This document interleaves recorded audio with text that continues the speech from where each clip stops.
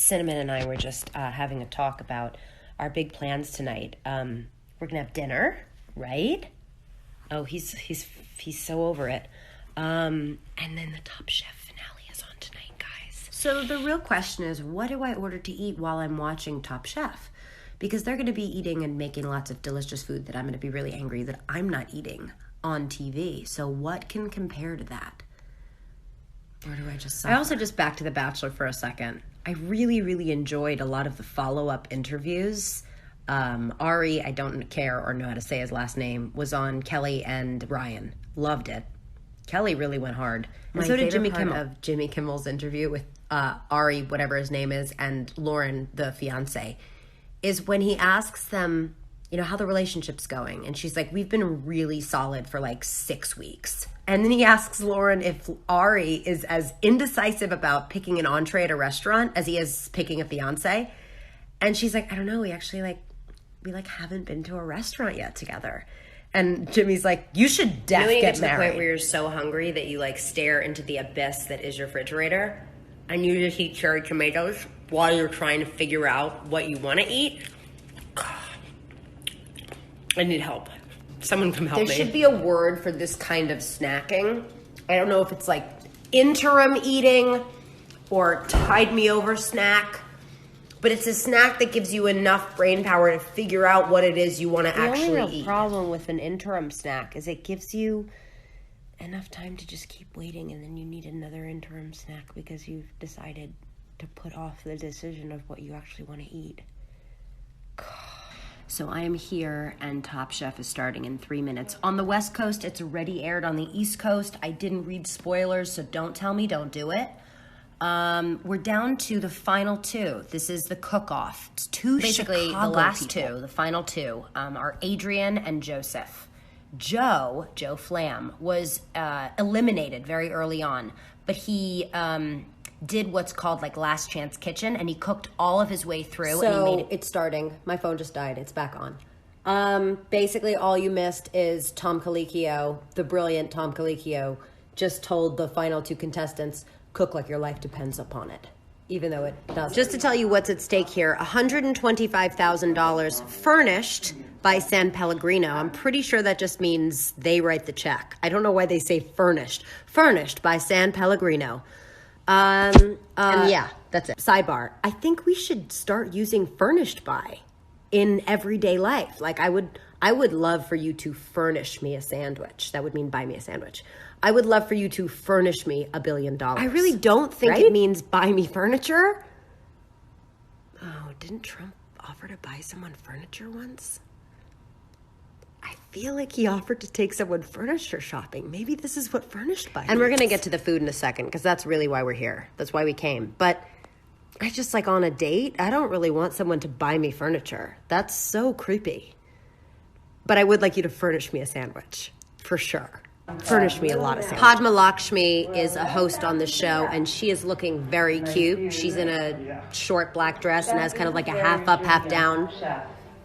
The lighting isn't ideal, but she looks great. I'm here for it. So for their final challenge, they have to make a 4-course meal for some really hotshot chef judges. And it got me thinking, what would my 4-course meal be? Not what would I cook, but what would I want to eat? There would probably be heavy carbs, pasta. Also a cheeseburger, some sweet potato fries, and a brownie milkshake. But elevated. I would elevate all these dishes. I would want them super elevated. That's something they use a lot, is the word elevated. You're supposed to take something and elevate it. Also, the judges use the word flavor profile a lot, which is one of my favorite things.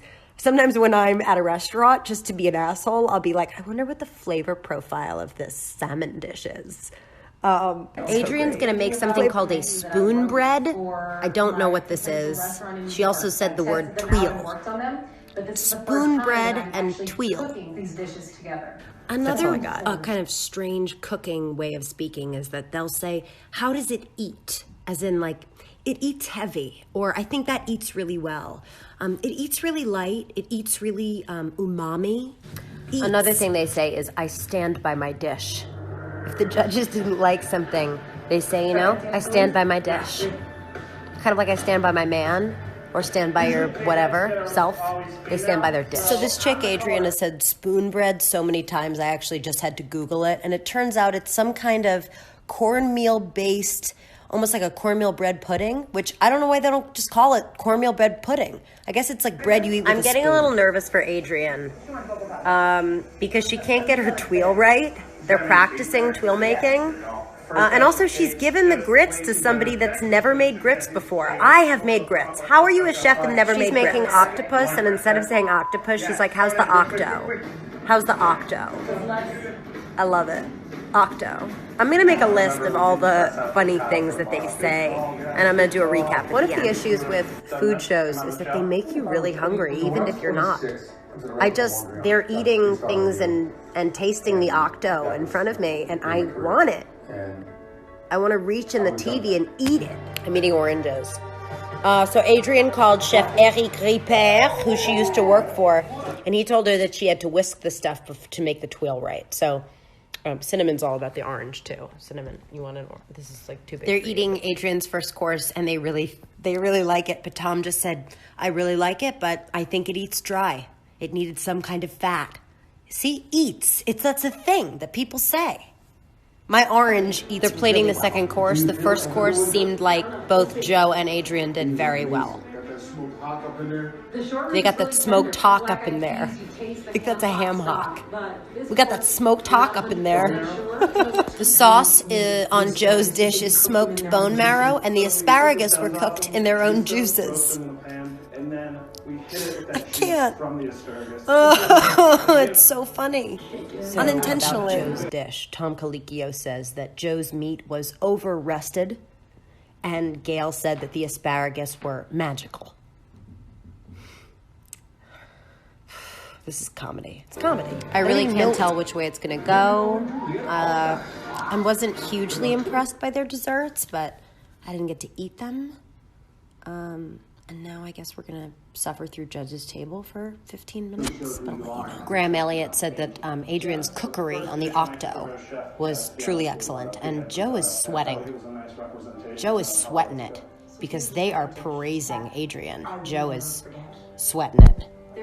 Gail didn't like his meat. It was chewy. But when you put his bone marrow sauce and his vegetables together, it was like fireworks. Baby, you're a firework. Let me eat your bone marrow. There's some kind of back and forth knock-knock joke situation that's part of the judge and the contestants back and forth. Like Tom keeps saying knock knock, and Adrian keeps saying yuzu, knock knock, yuzu. Like who's there? Doesn't sound like yuzu. It's knock knock, who's there? Not knock knock, woo woo. Like what are they talking about? I think they've lost their minds. Too much octo and poo-poo. I once actually guest judged on Top Chef, and it was one of the greatest days of my life. And I am gluten intolerant, so they had to make all their pastas gluten-free, and that was part of the kind of twist that they were throwing them. And I remember the whole time the food that they made me that day was delicious. I just remember my only comments were like, this is super yummy. This is really tasty. I like this. It eats really well. And then at a certain point, I think they told Padma to tell me to be more critical, so I had to make up problems. Because it seems like a foregone conclusion that Adrian's going to win, but sometimes they kind of cut it that way to, like, mess with you. So, I don't know. I'm starting to question myself. Bum, bum, bum, bum, crazy music. It's gonna be dramatic. Dramatic. It's food. They go on a journey. They find themselves. They find their voice. They've gone on a journey to find themselves.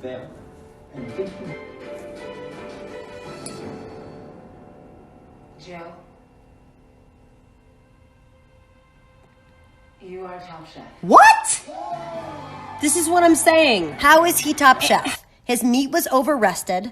Her octo was incredible. It's International Women's Day. Adrian should have won.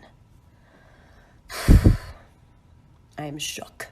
I am shook to my core. Padma just mentioned again that Joe is being awarded with the $125,000 furnished by San Pellegrino.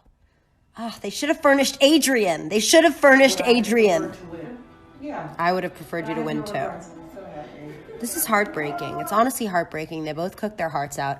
I love an underdog story. I love that he got cut at the beginning and that he kept cooking and he didn't take no for an answer, and that's great. But I still think Adrian should have won. Okay, stay tuned. I'm going to do a rundown of all my favorite words that were used that I wrote down. Here we go. Ready? And. Spoonbread, elevate, tweel, flavor profile, eats, vitella tonato, octo, overrested, magical, smoked hawk, smoked bone marrow, banana yuzu, umami, cookery. Bam. Someone just slid into my DMs. I've never said that before, but they did. And they said, hey, you're really annoying. You must be really single. Well, guess what, dude? I'm not. Somebody married me, and that somebody is at Sam Esmail. I want to slide into people's DMs, but only if they're mean. And I want to be like, you're a poop face. That's all I want to say. Hey, psst, you're a poop face. So that's it for tonight. I'm putting myself to bed. We learned that some people on the internet are poop faces. And we also learned the following. Ready? Go. Elevate, spoonbread, tweel, flavor profile, eats, vitella tonato, octo, overrested, magical, smoked hawk, smoked bone marrow, banana yuzu, umami, cookery. What you have to say about my stories and Sarah Hyland's stories, and I want you to know that I've slid into her DMs, and we're going to talk about how we can combine our powers for good. And what I forgot until I just watched Sarah's thing was that we've known each other since 1999. We were both in the Audrey Hepburn story, starring Jennifer Love Hewitt. I played Audrey at 12. And so in a weird way that fate works and life works to bring people together, it seems as if this friendship, this union of us watching reality television and reviewing it for you so you don't have to, it started 20 years ago.